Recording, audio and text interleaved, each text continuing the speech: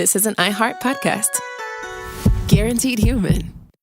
The springtime thaw is finally here. Flowers are blooming. Days are longer. We're saying yes to more plans and finally getting outside, running, walking, just moving again. It's the perfect time to upgrade your everyday go-tos with Bombas. Take Bombas sport socks. They're super comfortable and designed with sport-specific tech for running, cycling, yoga, hiking, you name it. I use them to run in, and I can tell you they work beautifully. So head over to bombas.com and use code SYSK for 20% off your first purchase. That's BOMBAS.com, code SYSK at checkout.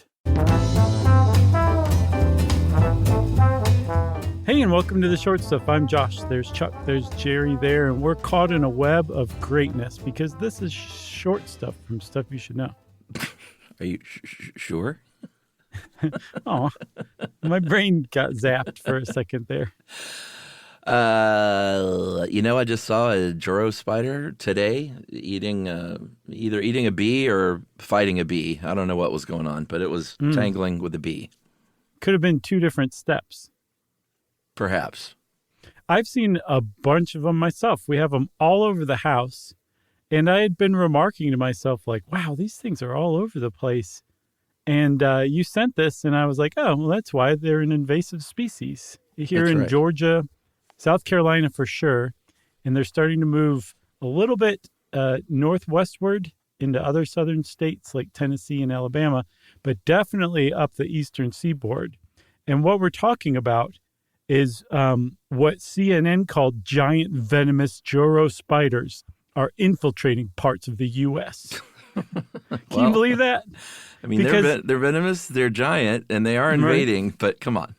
Yeah. So after you guys hear this short stuff, you will realize how just preposterous that headline from CNN is. Yeah, for sure. So the scientific name of these beautiful, beautiful spiders are Nephila clavata. And they are from East Asia, and they got over here like a lot of things get over here, which is in like shipping containers and stuff. A lot of times it's like lumber. This is how you get a lot of insects coming in, and they came over from East Asia and really made a home here in the Southeast since I think 2013 is when they first spotted them in Georgia. Yeah, Georgia leads the way in Joro spiders. Yeah, Atlanta's the hub. Yeah. I think my house is the hub, actually. Well, you're also seeing a lot of them now because the adults come out and spin their webs in August, September, October. So, like you said, they're from East Asia, and in Japan, they're called Joro gummo. And the reason I say Joro, a lot of people say Joro, which makes sense because it's spelled Joro. But in the Japanese spelling, there's a long symbol over the second O. So the first one would not be a hard O. It'd be Joro. Okay? That's right. And that means entangling or binding bride, and you'll see why they call them that. In Korea, they're called mudang-gumi, which means shaman or fortune teller. So however you slice it, these things have pretty cool names, and aptly so because, like you said, they're just absolutely beautiful, and they are pretty good size, enough so that you can see, like, all of them pretty clearly. Yeah, I mean, they're big. They're orb weavers, so they're going to weave those big, beautiful webs that, I mean, their webs can be 10 feet wide. The one I almost walked into the other day, like face first, was probably about 4 feet wide and strung between two outdoor umbrellas that were not close to each other. So I don't know if that part counts as the width or not. If that does, it was more like 8 feet. Wow. But if you've seen these things, and you said like, oh, that's just a garden spider. We have those when I was growing up. What are you talking about, guys? Not the same spider. The garden spider looks a lot like it, but there are some differences because they're, well, different spiders. Garden spiders, the females are bigger than the males. And as far as the markings go, the garden spiders have yellow and black basically only, and the Joros have yellow and dark blue with a little bit of red on their belly.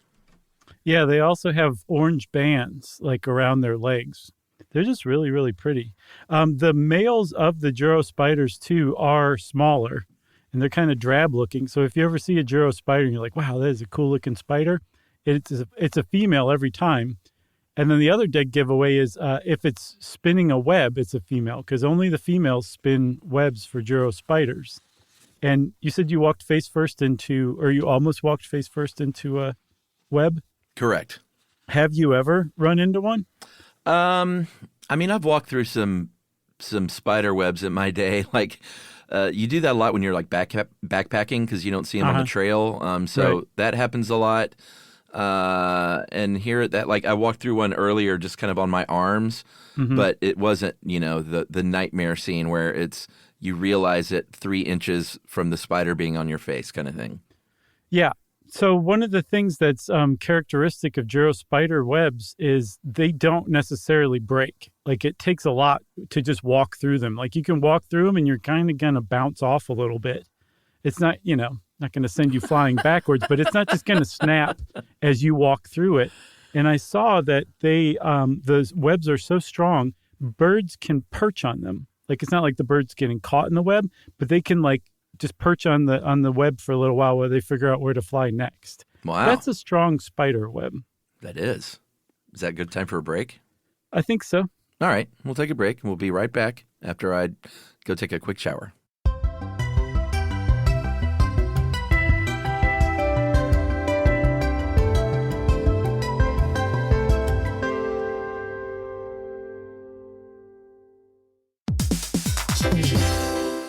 Hey everybody, we're here to talk to you about Wayfair, who believes that spaces should be functional, they should be comfortable, they should be well designed, and they can be well designed by you with their help. Your updated space should feel more comfortable, inviting, and practical for everyday use. And we're talking about outdoor seating. We're talking about grills. We're talking about major appliances. If you need storage solutions, Wayfair can help you out. Patio lighting, rugs, decor. It is your one-stop shop for home. Yeah, I mean, it's getting nice out, so it's time to think about living outdoors for the next few months. And Wayfair knows that outdoor furniture, it's heavy, it's intimidating to assemble. So Wayfair has stepped in and said, we're going to handle the hard part so you don't have to. That's right. You can shop Wayfair Verified, your shortcut to the good stuff. And that means their team of product specialists are going to vet everything by hand using a 10-point inspection, testing things like, quality materials, functionality, and features, and even how long it takes to build that piece of furniture. And the overall experience save time, reduce hassle, and improved convenience. Patio season is here, and these deals won't last. So head to wayfair.com right now to get your outdoor space ready for way less. That's WAYFAIR.com. Wayfair, every style, every home.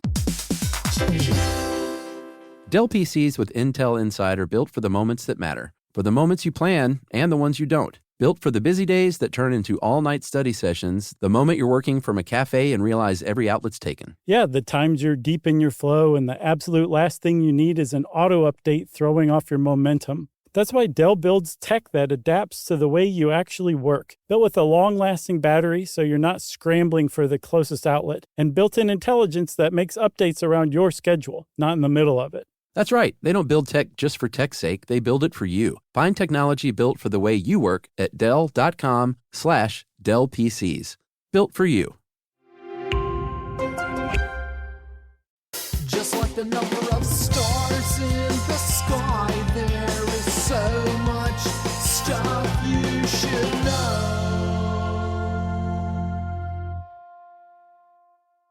So one of the reasons that Joro spiders are spreading so quickly is because they're very new, like you said, a little over 10 years since they were first spotted in the U.S., which means that predators haven't, I guess, spotted them yet. Mm-hmm. So they have a ready supply of flying insects. They apparently particularly like stink bugs, and little competition for those insects. In part, I think because they weave their web higher than other spiders that they would be competing with for food. And so an ample supply of food and no predators means that any species is going to just boom for a while. And that's what we're in. We're in the golden age of Joro spiders booming all over the eastern United States. That's right. And if you think, how far north are they going to get? Right now, and I read an article, I think from June 24, that said West Virginia is about as far north as they've gone so far, except for a satellite population in Baltimore. So they, I guess, got on a container, went to Baltimore, and were like, this isn't so bad.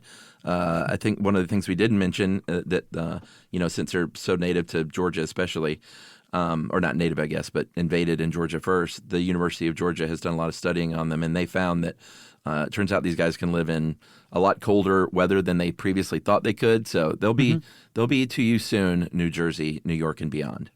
Yeah. So a little bit more about the actual spiders themselves and how they behave. You'll notice like there's a couple of different webs basically right up on each other. Joro spiders live very close together. I guess they're not super territorial, if at all. And again, if you see a beautiful spider in the web, it's a female, and there's probably a male trying to get to her, and he's using all sorts of cute little tricks to make his way from one place to another toward his intended love target. Oh man, you almost said lover. I would not say that. I get so deeply disturbed by that word for some reason. Oh, me too. I think a lot of people have that reaction. There's something, and not only that, but the phrase "take a lover" is just like, yes, it's so gross to me. Oh my God, that and moist, and if you put them together, especially. Oh goodness me, you need some of that. No, never. Eye bleach. Studio 54 joke. Yeah, we need that wipe easy clean rubber. Yeah. Oh, goodness. How did this get so dirty all of a sudden? All right. So they live close to each other. The males are trying to get the attention. They may float on little cobwebby type things and just be like, hey, look over here. And the reason they don't just jump up in a web and say, let's get this thing over with is because the female will probably kill the male and eat it. So they're walking a very fine line trying to get some attention without being eaten. So the University of Georgia professor said, a lot of times, like while the female is eating something, they might just walk up and say, hey, you enjoying that? What do you think of me? Right. They apparently also, the males will like float on the air with a little bit of gossamer, like a little parachute or a hang glider from like tree to tree or branch to branch, making their way toward a web, which is pretty cute if you ask me. But, my friend, should people be killing these things because they're invasive?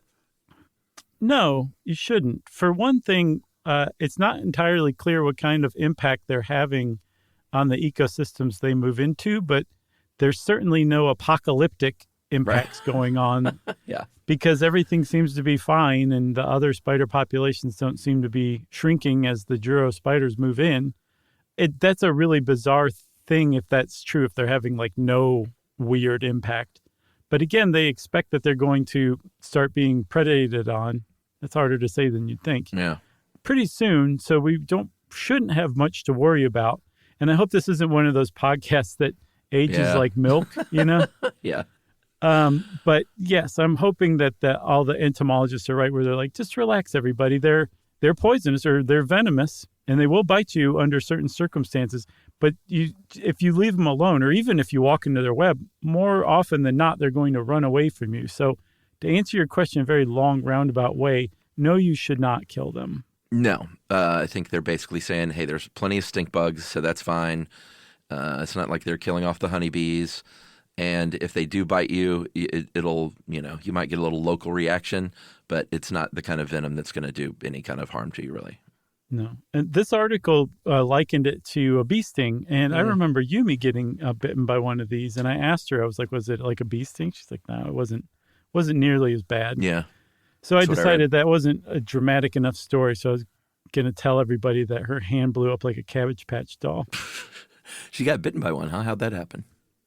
She was gardening, and they are all over our yard, and they got in like one of her rose bushes while she was deadheading her roses, and she got too close, and it went, and that was that.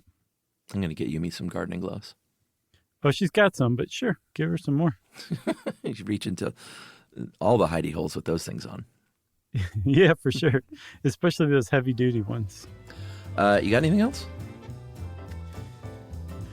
I don't think so. No, I feel like we covered everything, Chuck. Well, you know what that means. Mm-hmm. Short stuff is out. Stuff You Should Know is a production of iHeartRadio. For more podcasts from iHeartRadio, visit the iHeartRadio app, Apple Podcasts, or wherever you listen to your favorite shows.